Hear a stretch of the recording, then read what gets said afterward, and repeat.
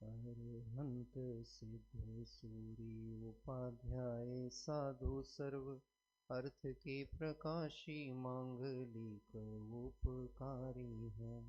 तिनको स्वरूप जान रागते भई जो भक्ति काय को नमाए स्तुति को उचारी है।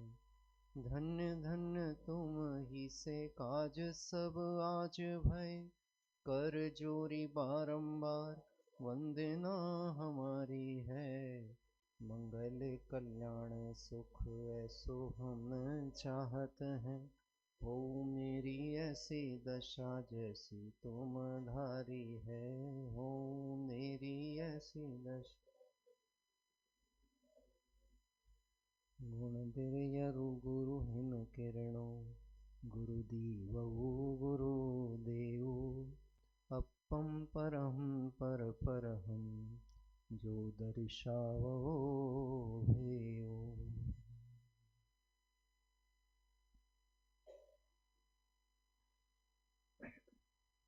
वार्षिक महोत्सव का महामांगलिक प्रसंग है। कोई भी प्रसंग बने धर्म आराधना का, उसमें मूल प्रयोजन जो रहता है कि मुझे मेरे स्वरूप की प्राप्ति हो जाए। जो अनादिकाल से कार्य अभी तक नहीं हुआ, वह कार्य करने का यदि कोई अवसर हमें मिला है तो उसमें सबसे सुयोग्य अवसर ये अपने पास वर्तमान में अभी चल रहा। बाहर में अपन ये बात सुनते चले आ रहे हैं। करीब जब मोदी जी का समझ लीजिए इस केंद्र सरकार के रूप में प्रधानमंत्री के रूप में आना हुआ, तो एक लाइन हम बार बार सुनते थे, अच्छे दिन आने वाले हैं, अच्छे दिन आने वाले हैं। एक नारा था, ये चला आ रहा था, आप और हम सबके कानों में पड़ा हुआ है। थोड़ा सा हम विचार करें, हमारे अच्छे दिन आने वाले हैं कि अच्छे दिन जा रहे हैं? अच्छे दिन किसे कहते हैं और कार्य जो करना है वो करने योग्य कार्य क्या है? यदि इस पर थोड़ा सा विचार करें तो जो भेद ज्ञान पूर्वक अपने स्वरूप की सत्ता है, अपना आत्म स्वरूप है, इसकी स्वीकृति होना और अपने से भिन्न परवस्तु के विकल्प जाल को छोड़कर निर्विकल्प अपने स्वस्वरूप की सत्ता का आनंद भोगना, बस यही करने योग्य कार्य है। चर्चा अपन लेना चाहते हैं। पाहुड़ दोहा ग्रंथ विराजमान है और ये पाहुड़ दोहा ग्रंथ जो है मुनि राम सिंह विरचित है। रहस्यवाद के अंतर्गत है, अपभ्रंश की एक रचना है और हो सकता है आप सब में से किसी ने उसका स्वाध्याय भी अवश्य किया होगा, और नहीं तो कम से कम इस गाथाओं की कुछ संदर्भित गाथाएं अनेक जगह उद्धरणों में आती हैं तो वो आपने सुनी होगी। ये जो रचना है रहस्यवाद की, इसका मूल जो है इस ग्रंथ का प्रतिपाद्य विषय वो है आत्मा और आत्मानुभव। क्या है? आत्मा और आत्मानुभव, ये इसका प्रतिपाद्य विषय है। और चूंकि रहस्यवाद शब्द आता है तो इससे हम एक बहुत स्थूलता ये अर्थ तो पकड़ ही लेते हैं। रहस्यवाद मतलब कोई छुपा हुआ सत्य, और छुपा हुआ सत्य अनादिकाल से क्या है जिसका हमें खोज करना अभी बाकी है, या जिसका खोज और अनुसंधान हमारा चालू है। बाबू युगल जी साहब ने अपने सिद्ध पूजन में एक पंक्ति डाली है। सिद्ध भगवान वास्तव में देखा जाए तो उन्होंने शोध कार्य पूरा कर लिया, और उसमें उन्होंने ये लाइन डाली है, शोध प्रबंध चिदात्म के सृष्टा तुम ही एक। बाकी तो सारे जगत सत्य का अन्वेषण खोज के नाम पर अपने अपने प्रयास कर रहे हैं, किंतु जिन्होंने सत्य की प्राप्ति कर ली, सत्स्वरूप को प्राप्त कर लिया, अपने स्वभाव को प्रकट कर लिया, ऐसे एक सिद्ध भगवान ही हैं जिन्होंने अपना कार्य पूर्ण कर लिया। और इसी कारण उनका जो यथार्थ सार्थक नाम है कृतकृत्य है। कौन है? कृतकृत्य है। हम कृतकृत्य हैं कि हमें कृतकृत्य होना है? है कि होना है? होना है। मतलब अभी क्या है? अभी हम अधूरे हैं और हमको पूरा होना है। फिर हम बोलते बोलते ऐसा विचार करते हैं, हमको ये किस नए की अपेक्षा से बोलना चाहिए था, हमको व्यवहार से कहना था कि निश्चय से कहना था, द्रव्य दृष्टि से कहना था, पर्याय दृष्टि से कहना था। हम पूरे हैं कि अधूरे हैं? देखो, जहां संशय पड़ा हुआ है इसका मतलब अभी निर्णय पक्का नहीं है। अगर निर्णय पक्का होवे तो ये संशय वाली बात आ ही नहीं सकती। कदाचित कथन में, व्याख्या में आवेगी तो वो भी निर्णय तो चलित होने वाला नहीं है। तो मैं कृतकृत्य हूँ, पूरा हूँ कि मैं अधूरा हूँ? प्रभु मैं सब बातन सो पूरा, कहता तो हूँ लेकिन मानता नहीं। और ये पूरा जो संसार है ये श्रद्धा के बल पर चल रहा है, और श्रद्धा के बल पे ही संसार का अभाव है। दोनों ही चीजों का आधार श्रद्धा है। अनादिकाल से जो विपरीत श्रद्धान है वो अनंत संसार परिभ्रमण का कारण, और अनादिकाल से जो विपरीत श्रद्धान मतलब वस्तु स्वरूप से विपरीत, तत्व के संबंध में जो विपरीत मान्यता पड़ी हुई है उसका सम्यक परिणमन हो जावे, वस्तु का परिणमन नहीं होवे, श्रद्धा भर का। इसका मतलब है विश्व में किसी व्यवस्था को हमें कुछ बदलना नहीं है, कहीं कुछ करना नहीं है, जैसा है वैसा का वैसा स्वीकार करना है। अब आप सोचो, अगर इस बात पे थोड़ा सा हम उपयोग ले जावें, हमें कुछ करना नहीं है, हमें कुछ करना नहीं है, जैसा है बस स्वीकार करना है। सरल काम है, कठिन काम है? मुझे ध्यान आता है गुरुदेव श्री की सभा में कोई साधर्मी भाई, जो कि अपन ने आज सुबह प्रतिज्ञा भी ली है कि हमें प्रतिदिन स्वाध्याय का नियम लेना ही चाहिए, ताते जनवर कथित तत्व अभ्यास करिए, निरंतर स्वाध्याय अपना होना चाहिए। और इस प्रतिज्ञा के साथ हम और आप सब ये भी कर ही रहे हैं। जैसे अपन चर्चा करते हैं यहाँ रेगुलर स्वाध्याय होता है कि नहीं होता, तो होता है भाई, रोज स्वाध्याय होता है। अभी प्रवचन सार जी का स्वाध्याय चल रहा है, गुरुदेव श्री का सीडी प्रवचन स्वाध्याय चल रहा है। स्वाध्याय तो निरंतर हो रहा है ना। और स्वाध्याय की प्रेरणा जनागम में दी है अनेक स्थलों पर। आचार्य कुंकुन स्वामी प्रवचन सार में कह रहे हैं कि जो उपायांतर बताया 86 नंबर की गाथा में, प्रवचन सार में 86 नंबर से, तत्वार्थ को जो जानते प्रत्यक्ष या जिन शास्त्र से दृग मोह क्षय हो, इसीलिए स्वाध्याय करना। तो स्वाध्याय तो अपना चल रहा है कि नहीं चल रहा? शास्त्रों का पठन पाठन हो रहा है कि नहीं हो रहा? ज्ञानियों के वचनों का श्रवण हो रहा है कि नहीं हो रहा? लेकिन यहाँ पर कहते हैं ये पठन पाठन श्रवण ये सब जो कुछ है, यदि ये भाव वासना शून्य है तो ये सब कितने हैं? संकल्प विकल्प जंजाल के अलावा कुछ नहीं है। क्या कह रहे हैं? इसको ना आचार्य अमृतचंद स्वामी ने अकार्य कोलाहलेन कहा है। क्या कहा? अकार्य कोलाहलेन। हमें अकार्य कोलाहल के नाम पर ऐसा लगता है कोई संसार के धंधेबाजी की बात है। वे जितने संकल्प विकल्प है ना, निर्णय नहीं है वस्तु के स्वभाव का, और निर्णय ना करके जो कुछ उहापोह चल रहा, कुछ करने का विकल्प चल रहा, तत्व विचार पूर्वक समाधान पूर्वक निष्कर्ष होकर निर्भरता नहीं आ रही है, इसका मतलब अकार्य कोलाहलेन। क्या कह रहे हैं? अकार्य कोलाहल। उससे सिद्धि क्या है? आचार्य पूछते हैं बताओ सिद्धि क्या है? थोड़ा सा विचार करना। हम स्वाध्याय कर रहे हैं तो हमारे स्वाध्याय में विशुद्धि की वृद्धि हो रही है कि नहीं हो रही? ये थर्मामीटर कोई लाके नहीं लगाएगा आपके ऊपर, ये अपना अपना हमें स्वयं लगा करके देखना पड़ेगा। क्या कह रहे हैं?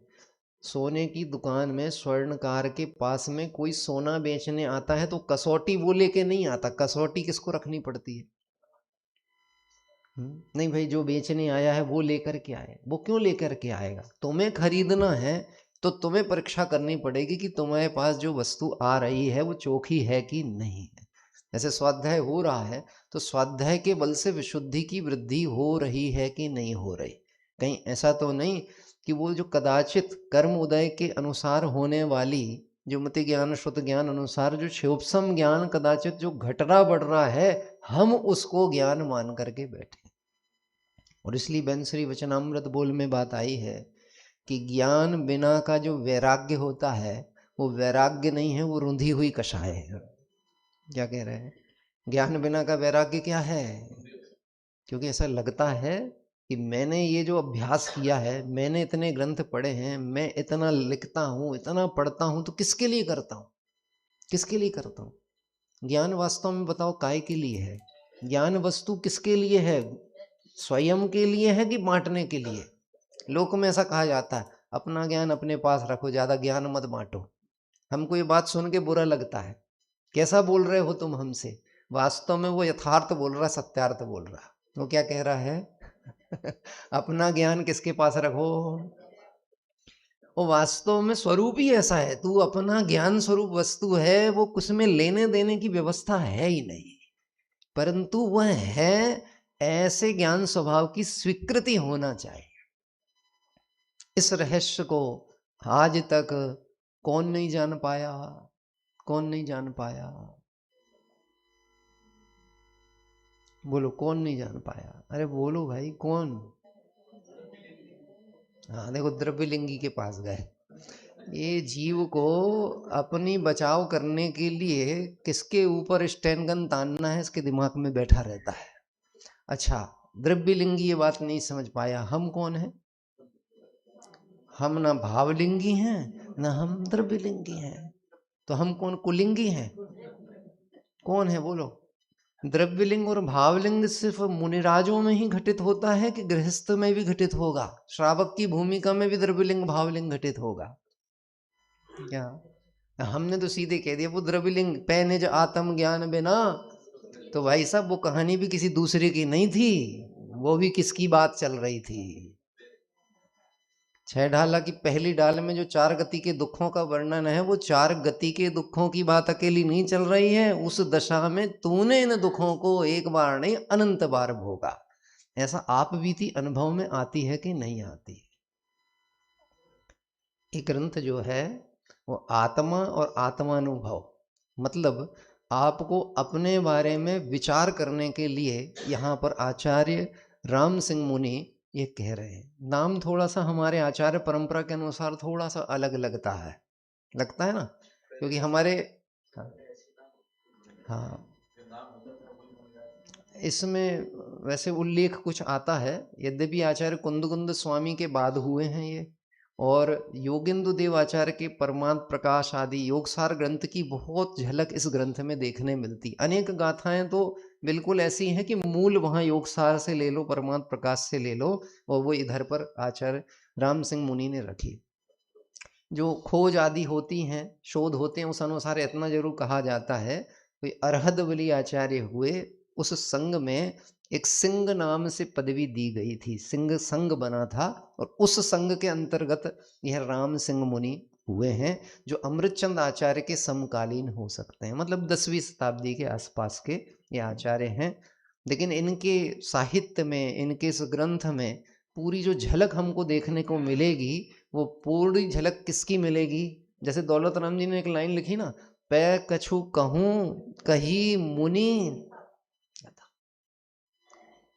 कभी कभी ऐसा होता है जब एक ही आचार्य की गाथाएं अन्य ग्रंथों में देखने मिल जाती, तो हमको लगा ये आचार्य ने नया क्या किया। क्या कह रहे हैं? ये तो माल दूसरे का था, ये तो पूर्ववर्ती आचार्यों का था, इन्होंने उठा के रख दिया और नाम किसका चल गया? इनका। मतलब ये कुछ नया कह देते, नया खोज लेते, नया बता देते, तो कहलाते कि हाँ ये कुछ ज्ञान वाले हैं। आप समझ में आ रही है गड़बड़ी कहाँ है? यानी हम ज्ञानी तब अपने को समझते हैं या इस भ्रम को पाल के मान के बैठते हैं जब हम कुछ नया बता दें। और कई बार इस अतिरेक में, इस विभ्रम में ऐसे वचन भी निकल जाते हैं, वक्ता से भी निकल जाते हैं। मैं आपको एक ऐसी बात बताऊंगा जो आज तक किसी ने आपको नहीं बताई होगी, तो भैया तू मत बता। क्यों?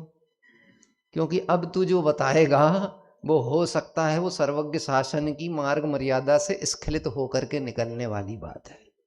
तू मत बता, तू चुप ही रहे तो भला है। क्या कह रहे हैं?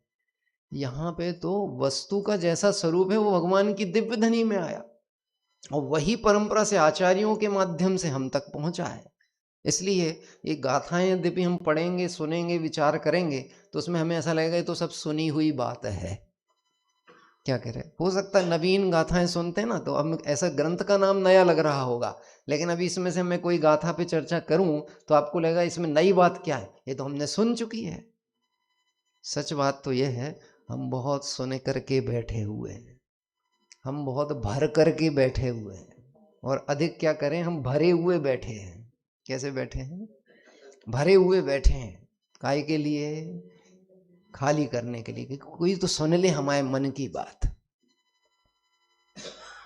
आज सुबह जो हमने प्रतिज्ञा की थी, वो प्रतिज्ञा याद है आप सबको? कौन कौन सी? कितनी प्रतिज्ञा की थी? एक की थी कि 5? कितनी की थी? 3 प्रतिज्ञा। कौन सी थी प्रतिज्ञा? बोलिए। प्रतिज्ञा तो सबने ली थी ना? प्रतिज्ञा सबने ली थी। जो सुबह नहीं आ पाए होंगे वो कहेंगे हम अच्छे बच गए थे, क्योंकि हमको पता ही नहीं कौन सी प्रतिज्ञा थी। हैं? मुझे इस पर्याय में मेरी आत्मा का कल्याण करना ही है। मेरी आत्मा का कल्याण जिनवाणी के अभ्यास से ही हो सकता है। इसीलिए मैं निरंतर जिनवाणी का अभ्यास करूंगा, और मैं जिनवाणी का अभ्यास आत्महित की भावना से करूंगा, अन्य किसी लौकिक प्रयोजन से नहीं। अभी क्या कह रहे थे? भरे बैठे हैं काय के लिए? कि हमने सुना है, हमने इतना पढ़ा है। लोग कहते हैं हमने इतना पढ़ा, इतना पढ़ा। वो घटना मैं बता रहा था गुरुदेव श्री की, आपने सुनी तो सब होगी, नहीं हम कहाँ से लेकर के आएंगे? आप तो और पुराने लोग हो। क्या कह रहे हैं? बहुत से लोग तो गुरुदेव को प्रत्यक्ष देखे भी और सुने होंगे। और वो घटना आपने सुनी होगी, कोई व्यक्ति ने गुरुदेव श्री से कहा था कि मुझे आत्मानुभूति के लिए प्रयास करना है, मुझे आत्मा का अनुभव करना है, वेदन करना है। कहाँ से प्रारंभ करें? प्रेरणा की, आगम अभ्यास करो। क्या प्रेरणा की? आगम अभ्यास। 2 4 10 साल तक उसने लगातार पढ़ा, और 10 5 25 ग्रंथ, सिद्धांत ग्रंथ, मूल ग्रंथों का पठन पाठन कर लिया, स्मरण में भी बैठ गया। फिर गुरुदेव श्री के पास पहुंचा, आपकी प्रेरणा से मैंने इतने ग्रंथों का अभ्यास कर लिया है, अब आपसे पुनः चाहता हूं कि आत्मानुभव के लिए पुरुषार्थ और क्या करना बाकी है। क्या प्रश्न पूछा?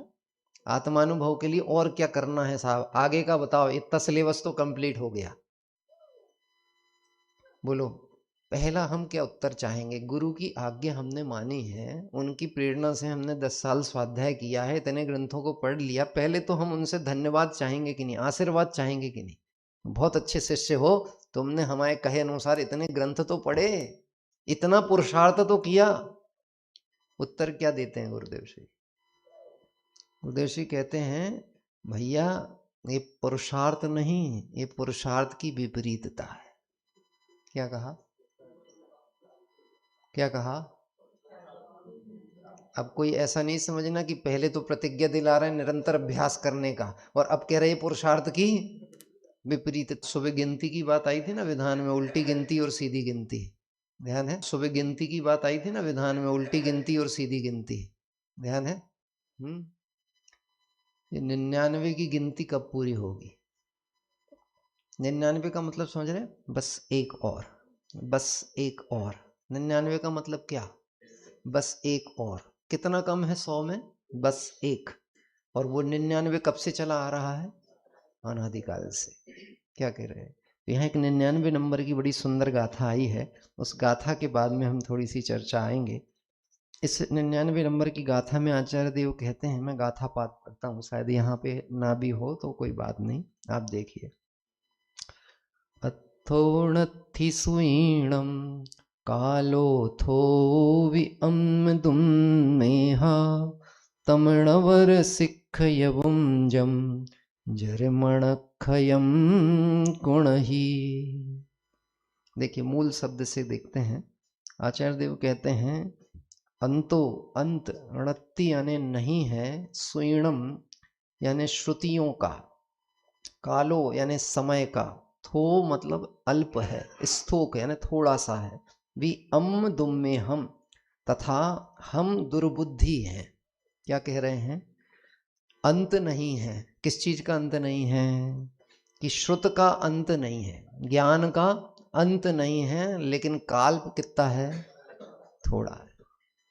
कितना है? प्राप्त श्रुत ज्ञान जो है, जितना जिनवाणी जिन श्रुत है, वो कितना है? अभी भी हमारे पास उपलब्ध जितना है, यहीं स्वाध्याय भवन में जितना रखा है, वो थोड़ा है कि बहुत है?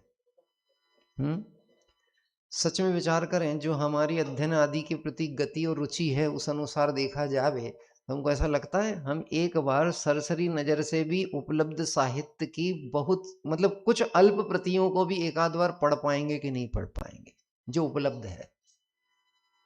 तो इसका मतलब है कि जिन मंदिर में और साहित्य भंडार में जो साहित्य है वो काय के लिए रखा हुआ है? सजाने के लिए। काय के लिए रखा है? डॉक्टर हीरालाल जी साहब ने अपने एक वेदना में सटखंडागम की जो धबला के उन्होंने लिखा और उस समय स्थिति देखी साहित्य की, तो उनकी वेदना में उन्होंने एक शब्द लिखा है, एक दोहा डाला है, बस्ते बंद पड़े हैं अफलो फनून के, चावल चढ़ाओ इन पर बस इतने ही काम के। क्या कहा? बस्ते बंद पड़े हैं मतलब अछावर में ढके हुए हैं, रखे हुए हैं। और काय के लिए हैं? कि जैसे हम ऊपर भगवान के दर्शन करके आते हैं, ऐसे जाते जाते एक बार जिनवाणी को भी नमन करके निकले जाते हैं। काय के काम के हैं? चावल चढ़ाओ बस इतने ही काम के। हमने जिनवाणी को विराजमान तो किया है वेदी पर, हम जिनवाणी की सभा में आके बैठते तो हैं, पर जिनवाणी हमारे अंदर कितनी बैठ पा रही है कि नहीं बैठ पा रही, इस पे हमारा ध्यान जाता है कि नहीं जाता। और काल कितना है? थोड़ा कहने का मतलब क्या होता है? थोड़ा कहने का मतलब क्या? विधान कौन कौन पूरा करने वाला है? अरे भाई साहब, बिल्कुल मंगल विधि से हुआ है, पूरा होगा कि नहीं, मंगल रूप संपन्न होगा कि नहीं अशोक जी? और गड़बड़ होगा तो आपकी जिम्मेदारी है कि विधि विधान में कुछ गड़बड़ी हुई होगी इसलिए गड़बड़ हुआ। नहीं नहीं, हमने बिल्कुल विधि विधान आगमोक्त पद्धति से संपन्न किया है, तो ये मंगल विधान पूरा होगा कि नहीं होगा? होगा ना? सबका विधान पूरा होगा कि नहीं होगा? लेकिन विधि का विधान, विधि का विधान कि विधि का विधान भी पूरा होगा। विधान 3 दिन शेष है अभी पूरा होने में, और समय कितना है? अल्प। कितना है समय? अल्प, थोड़ा समय है। थोड़ा समय किसको कहते हैं? ये जो पलक अपन झपकते हैं इसमें असंख्यात समय होते हैं। कितने हैं? असंख्यात। और ये पर्याय जो प्राप्त हुई मनुष्य पर्याय, इस पर्याय में से इस जीव को ये पर्याय छोड़कर गति से गत्यांतर होने में कितना काल लगना है? कितना? 3 समय। ये सब अपन तो पढ़े हुए हैं तत्वार सूत्र आदि के आधार से। कितना समय लगना है? 3 समय। और पलक झपकने में कितना समय हुआ? असंख्यात समय। और ये जीव को अपने स्वरूप के श्रद्धान ज्ञान लीनता से प्राप्त होने वाली परम सिद्ध दशा को प्राप्त करने में कितना समय लगना है? 1 समय। कितना समय? 1 समय। और आचार्य देव कह रहे समय बहुत थोड़ा है। इसका मतलब यह है, अगर समय अल्प है तो जो प्रयोजनभूत कार्य है उस कार्य को कर लेना चाहिए। प्रयोजन क्या है? मैं इसलिए आपसे पूछ रहा हूं क्योंकि मेरी शैली ही ऐसी है बात करने की। क्या कह रहे हैं? और नहीं तो फिर यही होता है सभाओं में कि वक्ता बकता है और श्रोता सोता है। क्योंकि वक्ता का काम क्या है? बोलने का। और श्रोता का काम क्या है? सुनने का। और वैसे भी अपन दिन भर के थके हारे तो रहते ही है ना, कि नहीं रहते? दिन भर काय में लगे रहे, क्या क्या काम किया आज सुबह से अभी तक अपन ने?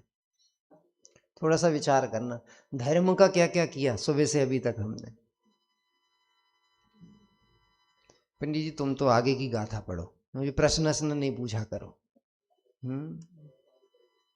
बोलो क्या किया हमने सुबह से अभी तक, धर्म के नाम पर क्या किया है? अच्छा चलो सुबह से अभी तक का छोड़ो, सुबह विधान पूजा किया था तो उसमें धर्म का क्या क्या कार्य संपन्न हुआ? बोलिए भाई साहब।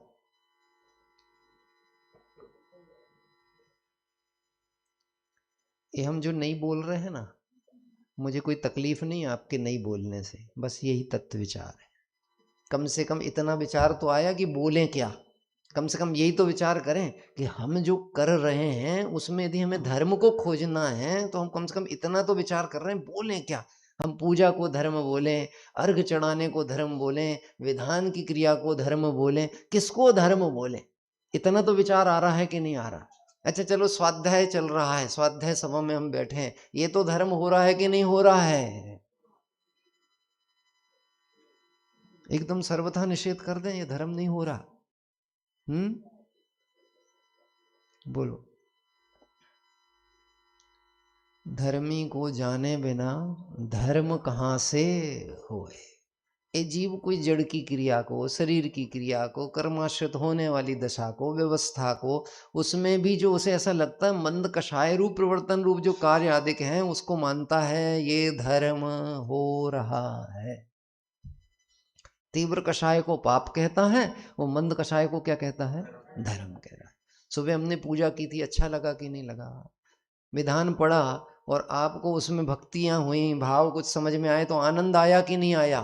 तो बोलो विधान अच्छा था कि नहीं था? विधान अच्छा है कि नहीं है? विधान बहुत बढ़िया है साहब। विधान में आनंद आ रहा है कि नहीं आ रहा? आ रहा है। आनंद काय में है, विधान में है कि आत्मा में है?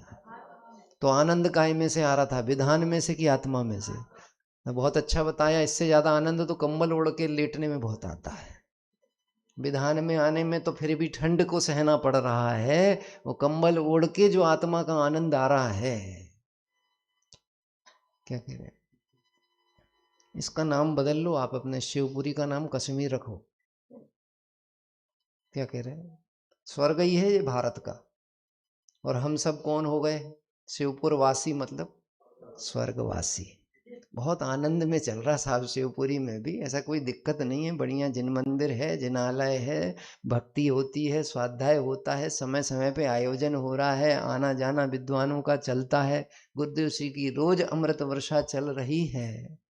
मेरा आत्मा भीगा है कि नहीं भीगा है, ये बात यहाँ विचारना है। क्या कह रहे हैं आचार्य देव? कहते हैं, देखो कहते हैं, मैं दुर्बुद्धि हूं और तमणवरम उस केवल शिक्षियम, शिक्षा योग्य सीखना चाहिए। सीख को सीखना चाहिए। क्या सीखना चाहिए? कि जरा मरण क्षय करे। बस इतनी शिक्षा हम सीख लें इस अवसर पे कि जन्म मरण का अभाव कैसे हो। अब मैं मूल शब्द पढ़ता हूं फिर से। श्रुतियों का अंत यानी पार नहीं है, यानी ज्ञान का पार नहीं है, और समय कितना है? अल्प है। और हम सब कौन हैं? दुर्बुद्धि हैं। क्या बात कह रहे हैं? हम सब दुर्बुद्धि हैं। अरे जो जिनवाणी नहीं सुन रहे हो, जो देवशास्त्र गुरु को नहीं मान रहे हो, जिन आज्ञा को नहीं मान रहे हो, वो दुर्बुद्धि हो, वो पापी हो। जो अष्टमूल गुण नहीं पाल रहे हो, रात्रि भोजन जिनके त्याग नहीं, वो पापी हो। और आचार्य देव कह रहे हैं मैं दुर्बुद्धि हूं। और कम से कम आचार्य देव, मुनिराज, तीन कषाय चौकड़ी के अभाव वाले भावलिंगी संत होवे और वो कहें हम दुर्बुद्धि हैं। कौन बोल रहे हैं? यानी उनको भी संजलन कषाय में पड़ी हुई जो अल्प कलुषता है वो भी खटक रही है, और वो कह रहे हैं हम दुर्बुद्धि हैं। और समय है थोड़ा और आगम विस्तार है बहुत, तो कहते हैं इसलिए हम केवल इतना ही सीखना चाहते हैं जिससे जरा मरण का क्षय अर्थात जन्म मरण का अभाव हो सके। बोलो, जन्म मरण का अभाव करना है कि नहीं करना है? किस किस को करना है? इसका मतलब सबके जन्म मरण चल रहा है ना? अरे भाई, निषेध में तो अस्थि छुपी होती है कि नहीं है? हाँ, जन्म मरण हो रहा है। बताइए जन्म तिथि बताइए भाई साहब आपकी हैं? बोलते ही नहीं हो आप लोग है। बताइए कितनी जन्म तिथि कहाँ है?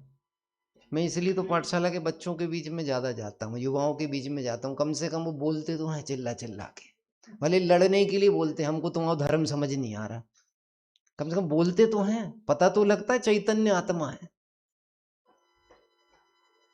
हाँ, बोलिए जन्म तिथि भाई साहब, कैमरे के पीछे वाले। आप नहीं आ रहे कैमरा में, बोल दो अब तो।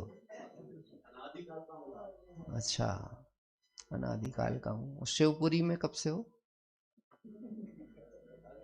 हैं? आप तो अनादि के हो, ये तो कोई गलत नहीं बोली आपने। शिवपुरी में कब से आए हो?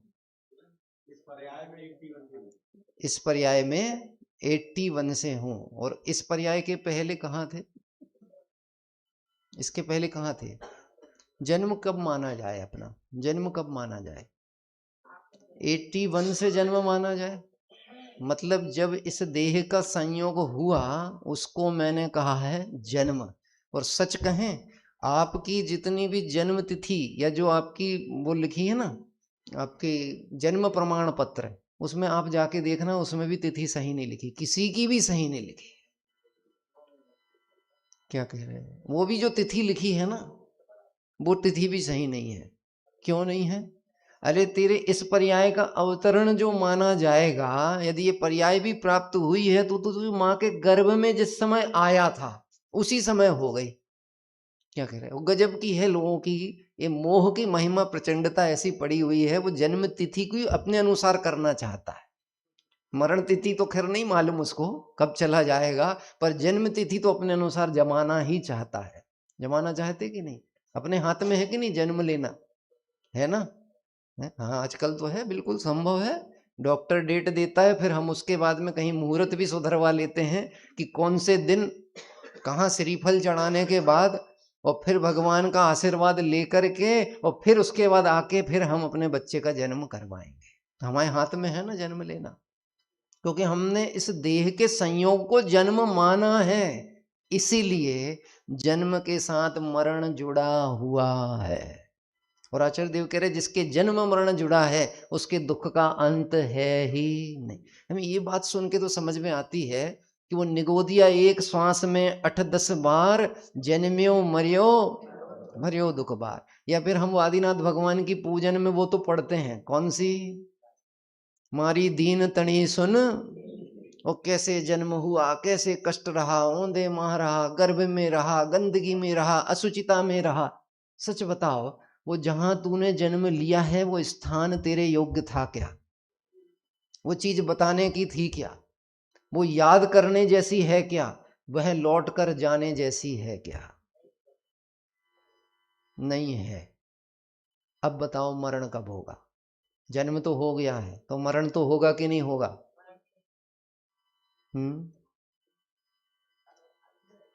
जन्म तो हुआ है, मरण तो होगा कि नहीं होगा?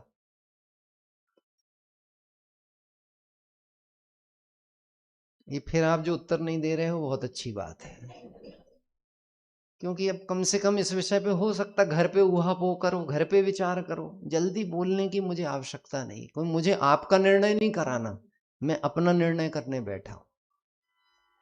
या आपको ऐसा नहीं समझना कि हम आपके मुंह से निकलवा के सत्य का परिचय निर्णय आपको कराने बैठे। ये कार्य, यह तत्व अभ्यास, ये जिनवाणी का स्वाध्याय, पठन, चिंतन, ये भेद ज्ञान मैं अपने लिए करना चाहता हूं। किसके लिए? अपने। कोई लौकिक प्रयोजन नहीं है, अन्य को संतुष्ट करूं, अन्य को मार्ग पे लाऊं, ये काम नहीं है।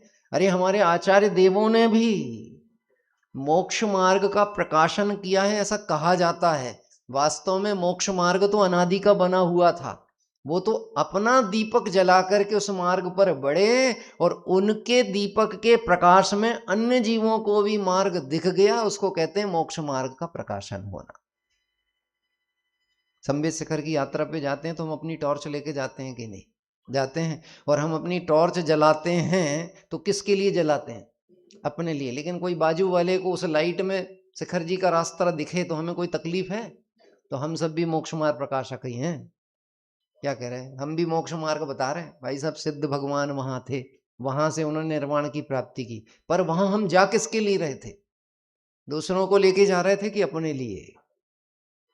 और इसलिए संबित शिखर में भी जो दूसरों के लिए रुकते हैं उनकी यात्राएं गड़बड़ हो जाती हैं।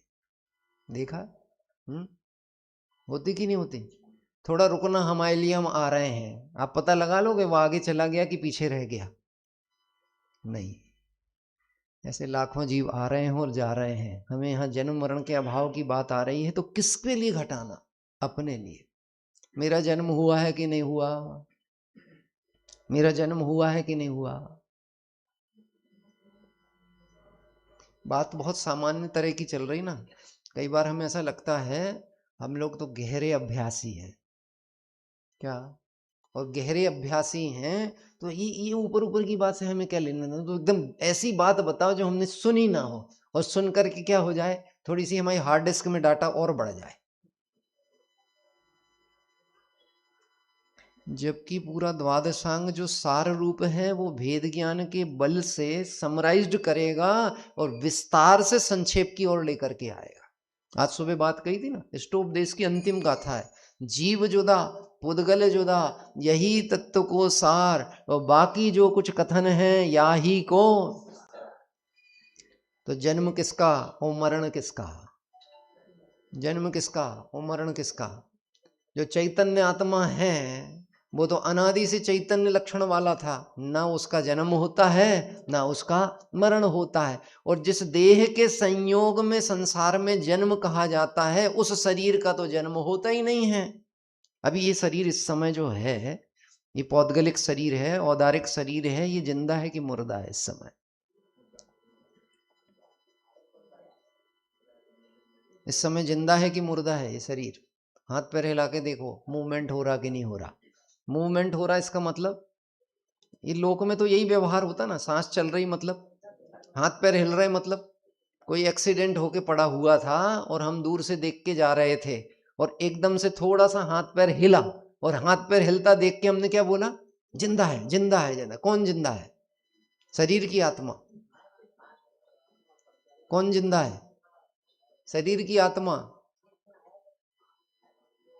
तो कौन जिंदा? कौन हिलता दिख रहा है शरीर और बोल रहे हो कि आत्मा जिंदा है? कौन जिंदा है बोलो? ज्ञान जिंदा है। और हिल कौन रहा है? तो हमने ज्ञान का निर्णय किससे किया? चैतन्य लक्षण आत्मा से किया कि शरीर से किया? इसका मतलब यह है कि कदाचित अगर वह शरीर में क्रियावती शक्ति के अनुसार कभी चैतन्य प्रदेश आत्मा के निकल जाए और थोड़ा बहुत हिल डुल जाए तो भी हम क्या मानेंगे कि जिंदा है? यही मानेंगे ना? है? तो बताओ, जन्म मरण का जो निर्णय है मेरा दो भिन्न द्रव्यों के भिन्न लक्षण अनुसार हो रहा है कि मिला करके इसका उसमें डाल रहे हैं और उसका इसमें डाल रहे हैं। मरण किसका होता है? शरीर का कि आत्मा का? गजब की बात है कि मरण ना तो शरीर का होता है ना आत्मा का होता है, ना जन्म शरीर का होता है ना आत्मा का होता है, लेकिन फिर भी जन्म मरण अनादि से चला आ रहा है। अच्छा, किसका चला आ रहा है?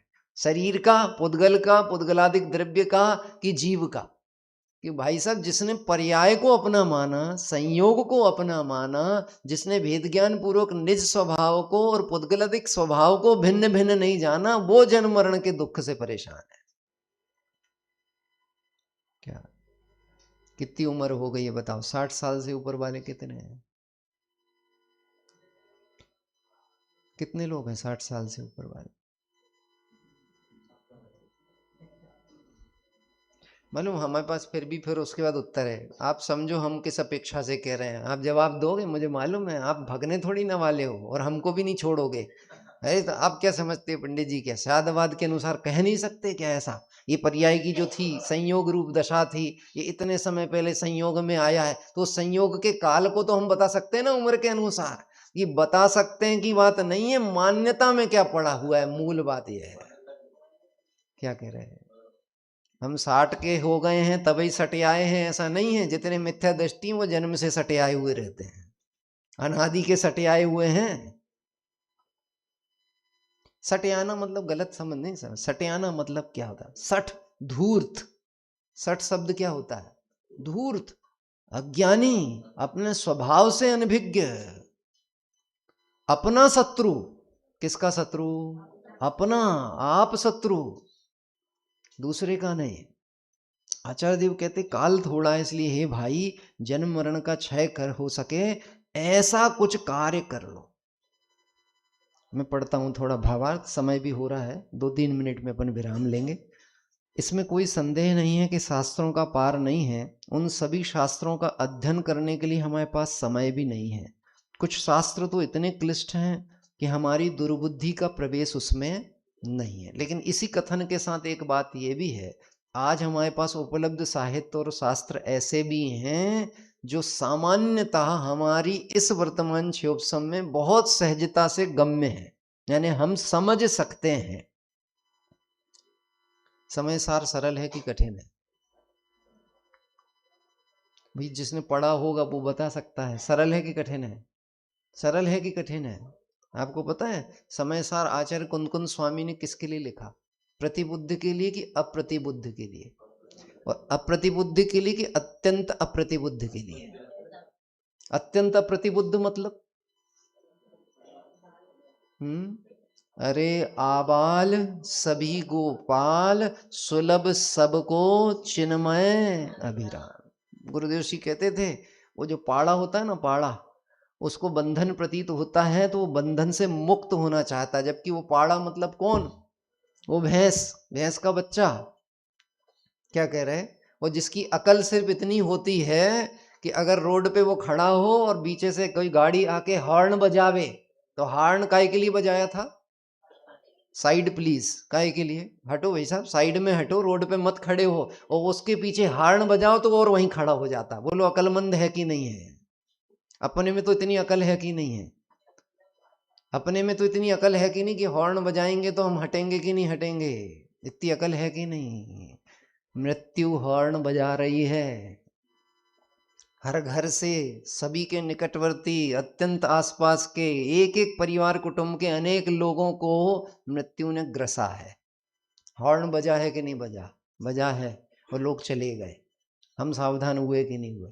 वो पाड़ा जो है वो इतनी बुद्धि नहीं है कि हॉर्न सुनता है तो हट जाए, लेकिन वो पाड़ा, दृष्टांत दिया गुरुदेव जी ने, जब सुबह उसका मालिक उसको बंधन मुक्त करने आता है, जब वो बंधा रहता ना, उसे बंधन मुक्त करने आता है, तो उसको देख के उछलने लगता है।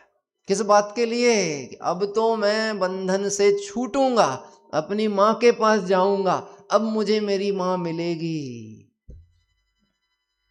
बोलो, हमें बंधन बंधन प्रतीत होता है कि नहीं होता? होता है कि सिर्फ हम अपूर्व अवसर की उन पंक्तियों को गाते समय बस लहरा लेते हैं। कौन से? अपूर्व अवसर ऐसा किस दिन आए। देखो, एक मंद कषाय में भी ऐसी लगता है बहुत बढ़िया है, बहुत बढ़िया, बहुत बढ़िया, लेकिन यहाँ तो जिसकी बात चल रही है वो आत्मा कषाय रहित स्वभाव वाला है, आनंद स्वरूप है। बंधन बंधन प्रतीत होना चाहिए। अतः हमको उनका रहस्य समझना चाहें तो बहुत कठिन है, लेकिन जन्म मरण के अभाव करने की कला तो हम सीख सकते हैं ना, क्योंकि प्रयोजन तो एक ही है। सर्व शास्त्रों का सार और प्रयोजन ये है, जीव और पुद्गल, इन दो का भेद हमें पता लग जाए। किन का भेद? जीव पुद्गल। द्रव्य कितने होते हैं? द्रव्य कितने होते हैं? दो। 6 द्रव्यों को यदि 2 भेद में बांटना हो तो किस में बांट सकते हैं? जीव और अजीव में बांट सकते हैं। किस में? जीव और अजीव। तो पुद्गल आदि काय में चले गए? अजीव में चले गए। और मैं काय में आ गया? 8 कर्मों को किस में डालना है? अजीव में डालना। और मैं कौन हूं? और जीव और अजीव कभी एक हो सकते हैं कि नहीं? किसी विधि से, कोई तरीके से कभी एक हो सकते हैं क्या? नहीं हो सकते हैं। पर उसे एक करना चाहे तो ये जो प्रयास है ये सफल होगा कि नहीं होगा? और हम सब लगे काय में? काय में लगे हैं? हमें सब ये दृष्टांत तो मालूम है, कोई रेत को पेले तो तेल नहीं निकल सकता, ये तो सबको मालूम है।